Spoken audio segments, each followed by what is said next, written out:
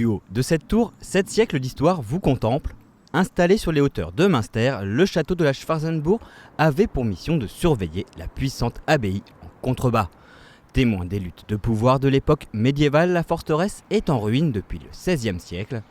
Aujourd'hui, seules quelques légendes l'habitent encore, mais il demeure un important témoignage du passé. Ce château est tout à fait remarquable. D'abord, c'est une puissante forteresse, c'est une des grandes forteresses qui a été construite au XIIIe siècle et qui est un modèle de défense militaire à ce moment-là, avec quelques autres châteaux qui existent en Alsace. Et donc, il a été construit pour pouvoir surveiller l'abbaye qui se trouve là en bas, parce que c'était une abbaye importante à l'époque.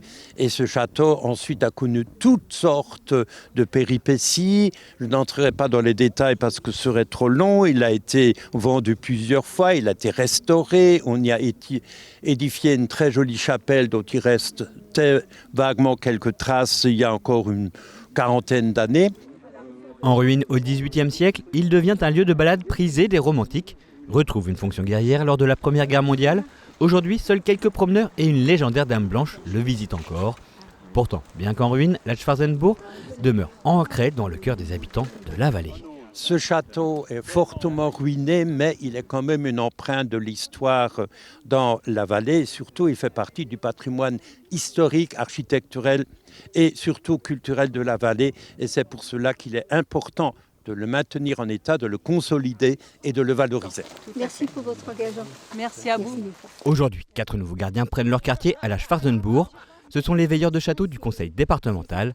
La mission de ces bénévoles, surveiller régulièrement l'évolution de la vieille forteresse et défricher le terrain pour éviter que la végétation ne finisse par l'engloutir. Le Castral, c'est quand même quelque chose de mon enfance. J'habitais donc à Colmar et autour de Colmar, il y a plein de châteaux. Et c'était le terrain de jeu de tous ces châteaux.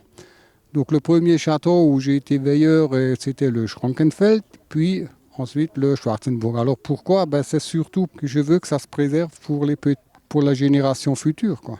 J'étais d'abord sur un autre château qui était le château de Kaisersberg et ensuite je suis venue rejoindre mon équipe ici présente au château du Schwarzenburg. Alors issu d'une formation d'histoire de l'art, ça fait depuis que je suis toute petite que je pratique le patrimoine et que j'essaye avant tout de valoriser et de revaloriser notre patrimoine alsacien. Si les parcours sont différents, tous ont en commun une passion pour la sauvegarde du patrimoine. Ce sont des bénévoles avant tout qui observent et qui rendent compte de l'évolution des châteaux forts médiévaux qui dans le Haut-Rhin se trouvent en moyenne montagne. Et ils rendent compte de leurs observations au département qui anime le réseau de ces veilleurs, mais également aux propriétaires de chacun de ces châteaux. Alors ce sont des bénévoles, donc des personnes dont il faut saluer l'investissement qui vient en plus de leur vie professionnelle, en plus de leur vie familiale. Et ils viennent régulièrement pour la plupart sur les ruines qui leur ont été attribuées, d'ailleurs nous avons choisi ensemble. Derrière la mission des veilleurs, l'enjeu de la préservation du patrimoine castral haut-rhinois. Si nombre de places fortes sont aujourd'hui en ruine, au conseil départemental, on souhaite que ces sites soient accessibles aux promeneurs en toute sécurité. Les veilleurs interviennent en amont d'éventuels travaux.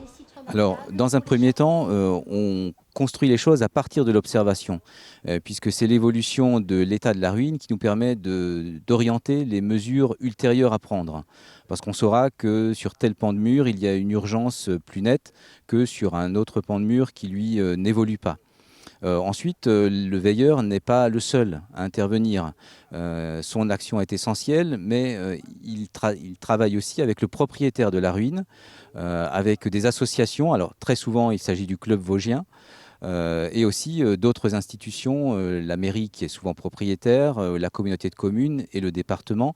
Et c'est la conjugaison de l'action de l'ensemble de ces acteurs qui permet, en unissant les moyens et les énergies, d'aboutir à un résultat concret, mais qui est à venir, puisque nous sommes au début de la démarche. Le dispositif prend place dans le cadre plus large d'une politique ambitieuse pour les trésors historiques. Ainsi, le département du Haut-Rhin lançait fin 2018 son plan patrimoine. Le patrimoine, on a décidé de s'y intéresser. D'abord parce qu'on a mis en place cette année avec mes collègues et notre présidente l'a souhaité, le plan patrimoine 68. Le plan patrimoine 68 qui permet de sauver justement le patrimoine du territoire. C'est-à-dire, il y a les maisons anciennes dedans, classées ou non.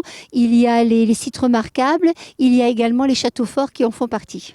C'est une enveloppe de 9 millions sur 3 ans et nous avons déjà passé pour plus de 2 millions de dossiers récemment avec mes collègues qui ont été validés et des travaux qui vont donc être mis en route. À la Schwarzenbourg, un diagnostic architectural est en cours. Département et communauté de communes entendent à terme consolider le château. C'est très important, je m'en réjouis beaucoup de par le soutien de la communauté de communes, de la commune de Stoswir, du département, du club vosgien qui a beaucoup œuvré ici. C'est très important parce qu'ils vont passer régulièrement, ils vont couper ce qui dépasse comme arbustes qui ont tendance à repousser, ils vont nettoyer, ils vont consolider. C'est un travail très important. Je crois que nous avons pris le bon chemin et je me réjouis de tout ce qui va se passer par la suite. En tout, une quarantaine de sites ont été identifiés dans le Haut-Rhin.